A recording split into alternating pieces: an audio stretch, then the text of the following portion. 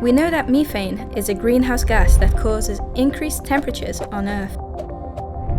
We know that vast amounts of methane are kept stable under the remaining ice sheets. With rising global temperatures, will the melting of the ice sheets mean that more methane will be released? If you give us a few minutes of your time, the scientists from CAGE at UIT will explain how the rising temperatures, methane, and ice sheets are connected. First, let's take a look at the ice sheets. There are currently only 2 ice sheets remaining on the planet, Antarctica and Greenland. Ice sheets are huge expanses of ice that rest on the surrounding land and seafloor, and shouldn't be confused with sea ice. Sea ice floats on top of the ocean surface, much like the ice found at the North Pole. Ice sheets are extremely vulnerable to temperature changes in the ocean and in the atmosphere. Climate scientists are realizing that these ice sheets are melting much faster than predicted due to global climate change. In 2019, Greenland's ice sheet lost an annual record of 532 billion tons of ice. This is equal to the weight of all the cars on the planet, 150 times over.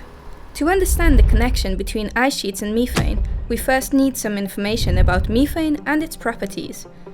Methane is 84 times more powerful as a greenhouse gas than CO2, however, it has a shorter lifespan.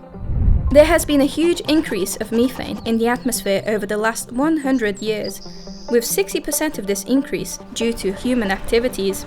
The other 40% comes from natural sources, such as marshlands, volcanoes, melting permafrost, and cows. One other natural source is gas hydrate, frozen gas that exists in large amounts under the seafloor and below the permafrost in polar regions. Did you know that this ice actually burns? To understand the link between gas hydrates and ice sheets, we have to look back in time. 20,000 years ago, there was an enormous ice sheet covering large areas of Europe and Asia, including the Barents Sea.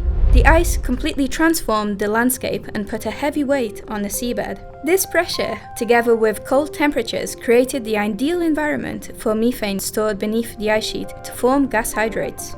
12,000 years ago, as our planet tilted closer to the sun and temperatures rose, the last ice age ended and this massive ice sheet melted away.